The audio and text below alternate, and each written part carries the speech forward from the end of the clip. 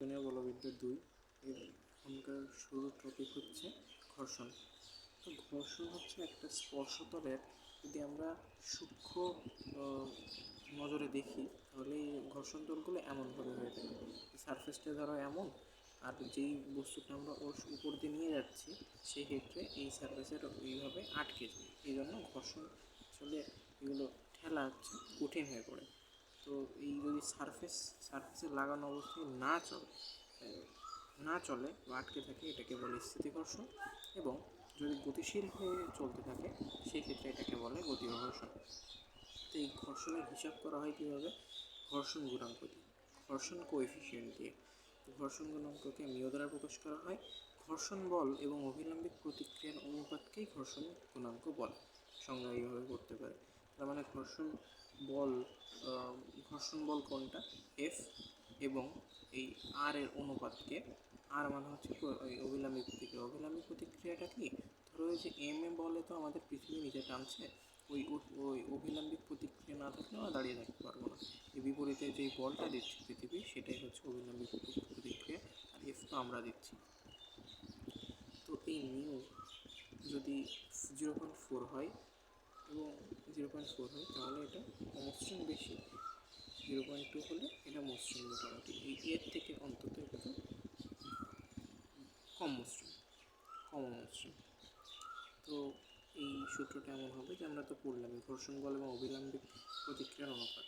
ঘর্ষণ বল এবং অভিলম্বিক প্রতিক্রিয়ার অনুপাত, এটা সূত্র হিসেবে মনে রাখবে, এটা হচ্ছে সংজ্ঞা হিসেবে মনে রাখতে হবে। আর মেইনলি নিজের অপূর্বরা বলেছিল যে এটা আত্মাই লিখে নিবা যে ফিজিক্যাল টু মিউ আর।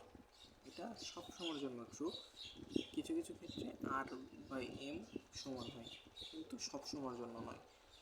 এই জন্য F equal to mu M G লিখে দেওয়া যাবে না।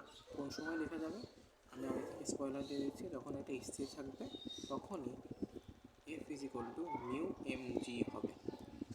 ঠিক আছে, তো এই ক্ষেত্রে আমরা একটা ইয়ে করি যে ধরো এই দিকে আমি এফ বলে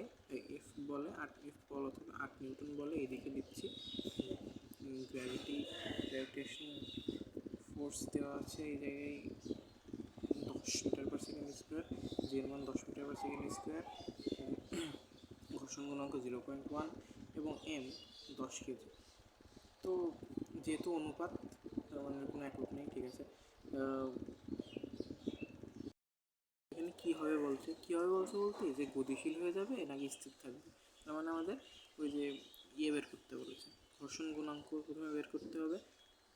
ঘর্ষণ গুণাঙ্ক স্থিতি ঘর্ষণ মানে স্থির থাকার জন্য যেটা করা লাগবে সেটা হচ্ছে এটা, F is equal to mu R. তো 1 এবং এই ক্ষেত্রে স্থির থাকার জন্য বের করছি যেহেতু, তার মানে আমরা R is equal to M G লিখতে পারি, এবং এই R is equal to M G লিখে দিয়ে 10 হবে, 10 নিউটন হবে। এটা এফ এস মানে স্টেডি অবস্থায়, এটা স্থির অবস্থায় যেটা সেটা হচ্ছে এফ এস, এবং যদি গতিশীল হয় এফ কে বের করতে হবে। তো 10 নিউটন আমি আগে থেকেই স্পয়লার দিয়ে দিচ্ছি যে 10 নিউটন কিন্তু আসলে 10 নিউটন না, এইটা সর্বোচ্চ স্থিতিঘর্ষণ। এর প্রয়োগের সঙ্গে এর সম্পর্ক আছে। যদি আমি 8 নিউটন প্রয়োগ করি এখানে 8 নিউটন স্থিতিঘর্ষণ হবে। আমি যদি 9 নিউটন প্রয়োগ করি 9 নিউটন স্থিতিঘর্ষণ হবে। যদি 10 নিউটন প্রয়োগ করি 10 নিউটন স্থিতিঘর্ষণ হবে। কিন্তু যদি আমরা 11 নিউটন প্রয়োগ করি সেক্ষেত্রে অন্য হিসাব হবে, সেটার হিসাব আমরা পরে দেখাচ্ছি। আপাতত এই কনসেপ্টটা বুঝলে এখানে ঘর্ষণ বল কত, যদি এখানে বলা হয় যেখানে তোমার ঘর্ষণ বলটা কত, তো বলা লাগবে ঘর্ষণ বল 10 Newton, 8 Newton, 7 Newton, 2 Newton. 10 Newton না, এই দুটো না, 8 নিউটন, কারণ আমি বল প্রয়োগ করেছি 8 এবং ঘর্ষণও আমাকে বিপরীতে 8 নিউটনই দিছে।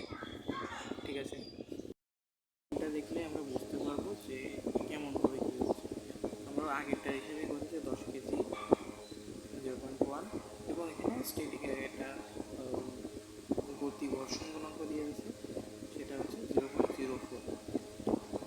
এই যে আমরা এখানে লিখে নেব এফ ম্যাক্স, এখানে হচ্ছে এফ এস সমান এস, আর এমজি স্থির যেহেতু এমজি সমান হবে 10 নিউটন, এবং এই যে গতি ঘর্ষণের ক্ষেত্রে এমজি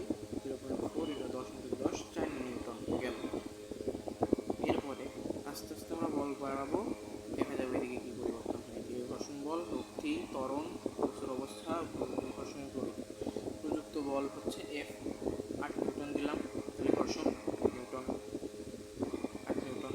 রক্তি 0 মানে স্থির রয়েছে, ত্বরণ 0, বস্তুর অবস্থা স্থির, ঘর্ষণ প্রকৃতি স্থির ঘর্ষণ 9 নিউটনই সেম, 10 নিউটন সেম, কিন্তু চলার উপক্রম অলমোস্ট হবে, কিন্তু স্থিতি ঘর্ষণ থাকবে। এইবার 11 নিউটন, 11 নিউটন, ঘর্ষণ বল 4 নিউটন, এই যে 4 নিউটন, ঘর্ষণ বল 4, তাহলে কত হলো,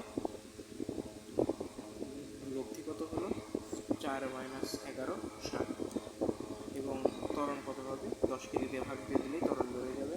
এবং এখানে লেখা আছে গতিশীল হবে, গতি ঘর্ষণ, এইটাও সেমই প্রসেস এবং এটাও গতি।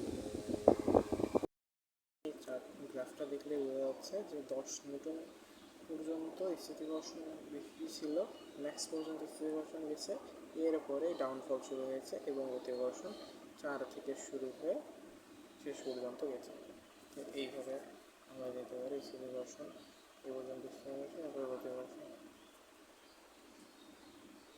টাইপ 1, এখানে বিভিন্ন রকমের টাইপ আছে, বিভিন্ন রকমের টাইপ দিয়ে আমরা ম্যাথ আসবে এবং এইগুলো মনে রাখলে আর কিছু লাগবে না। টাইপ 1, সমতলে অনুভূমিকের সঙ্গে সমান্তরালে টানা বা ঠেলা। তো ধরলাম এটা একটা সারফেস, এই সারফেসে একটা বস্তু রাখা আছে, এইদিকে F বলে টানা হচ্ছে বা ঠেলা হচ্ছে। তো ঠিক আছে, স্থিতি ঘর্ষণ হলে প্রথমত স্থিতি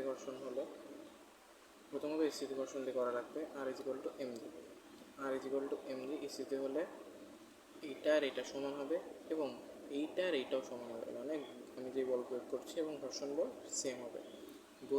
গতীয় বা চলক্ষেত্রে আর এবং এম সমান হবে, কিন্তু F - FK = ma, মানে এটাই তো আমার লব্ধি। F - FK যদি না হয় তাহলে ma হবে কীভাবে, তাই না? ঠিক আছে, তো এইখানে এরকম ম্যাথ আসবে, এইরকমভাবে শুধু এইটা মনে রেখে লিখে ফেললেই হয়ে গেল, কিচ্ছু লাগবে না। যে স্থিতির ক্ষেত্রে কী হবে, নামাই দেবো, এমজি আগে ফেলতে হবে আর কি, এমজি নিচে আঁকাতে হবে, উপরে আর আঁকাতে হবে, এদিকে এফ, এদিকে এফ।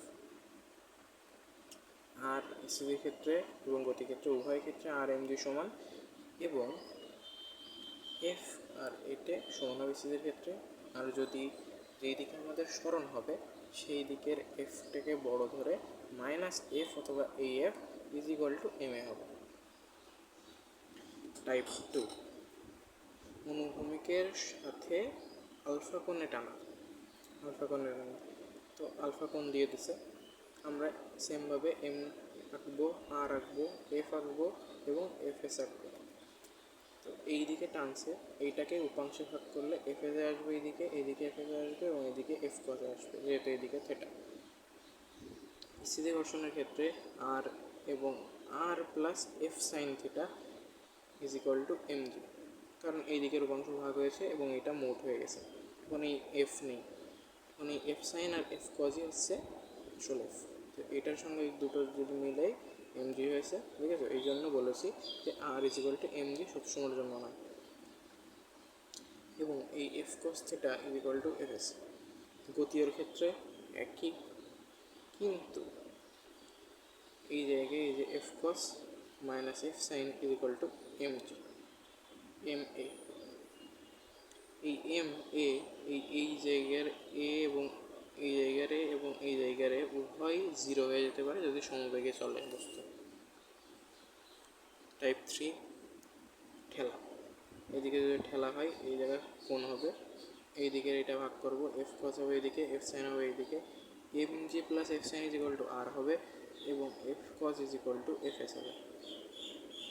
ঠিক আছে, গতীয়র ক্ষেত্রে এটা সমান হবে F cos - F sine =ma। 4, হেলানো তলে কোনো বল প্রয়োগ করিনি, জাস্ট রেখে দিচ্ছি, তাহলে কী হবে, এবার এই দিকে অভিকর্ষ ত্বরণ mg এইদিকে হবে, কিন্তু অভিলম্বিক প্রতিক্রিয়া আর এই দিকেই হবে, কারণ সারফেসের উপর ডিপেন্ড করে অভিলম্বিক প্রতিক্রিয়া, এইদিকে হবে। তো এইবার এই এমজিকে আমরা দুইভাবে ভাগ করে দেবো, MG cos theta, MG sine theta, এদিকে এফএস। তো এইবার এই R is equal to MG cos theta theta এবং FS is equal to MG sine theta. গতীয়র ক্ষেত্রে FS sine theta minus FK sine theta is equal to M A, সমবেগে চললে 0। হেলানো তলে, তলের সমান্তরালে বল দিয়ে উপরে টানা, উপরের দিকে টানা হচ্ছে। তাহলে একইভাবে আমরা এমজি এদিকে আঁকবো এবং দুই পাশে ভাগ করে ফেলবো, উপরে আর হবে, এদিকে এফকে এবং এফএস এদিকে হবে, এফকে এফএস পরে আঁকতে হয়। তো এফ আমরা যদি বড় হিসেবে কনসিডার করে যে আমার টানাটা বড় হচ্ছে উপরের দিকে, তাহলে এমন হবে আর এবং আর এমজি কস থেটা সমান হবে এবং এফ মাইনাস ইসিতে এর ক্ষেত্রে F is equal to FS plus MG sine theta এবং গতীয়র ক্ষেত্রে R is equal to MG cos theta, ঠিক আছে, কিন্তু F minus FS minus MG sine theta is equal to M A. Type 6 হলো হেলানো তলে সমান্তরালে উপরে টানা, সমান্তরালে উপরে টানা। কিন্তু এবার আমরা যদি এফ এইটে বড় ধরবো, যে নিচের দিকে চলে যাওয়াটা, যে এমজি কজ এমজি সাইনটাকে বড় ধরবো, কারণ কি, ওই যে আমাদের বলটা অতটা ইফেক্টিভ না। তো ঘর্ষণ বল এদিকে চলে আসবে। কেন? ঘর্ষণ বল হচ্ছে সবসময় দুর্বলের দিকে কাজ করে। ঘর্ষণ বল একটা ভালো জিনিস, তো দুর্বলের দিকে কাজ করে। গতীয় ঘর্ষণের ক্ষেত্রে এবার স্থিতি ঘর্ষণে কী হবে, যদি আমরা এমজি সাইন, স্থিতি ঘর্ষণের ক্ষেত্রে সেম হবে, R is equal to MG cos theta এবং FS plus F is equal to MG sine theta. গতীয়র ক্ষেত্রে R is equal to MG cos theta, কিন্তু MG sine minus FK is equal to M A. Type 7 হেলানো তল এবং theta তলের সাথে alpha কোণে টানা, থেটা যদি এইটা হয়, এইটাও থেটাই হবে। এটার হিসাব সহজ, জ্যামিতিক অঙ্কনে পড়া আছে। তো যদি F cos theta F sine থেটার থেকে বেশি হয়, আমাদের টানাটা বেশি সহজ হচ্ছে। তাহলে R plus F sine theta is equal to MG cos theta. একইভাবে F cos theta is equal to F MG sine theta এবং এবার ঘর্ষণ এইদিকে আসবে, এবার এইদিকে লিখি, এবার এইদিকে। যাই হোক, আর এবং গতীয়র ক্ষেত্রে R F sine theta is equal to MG cos theta, ঠিক আছে, এবং F cos theta F cos alpha minus MG sine theta minus FK is equal to M A.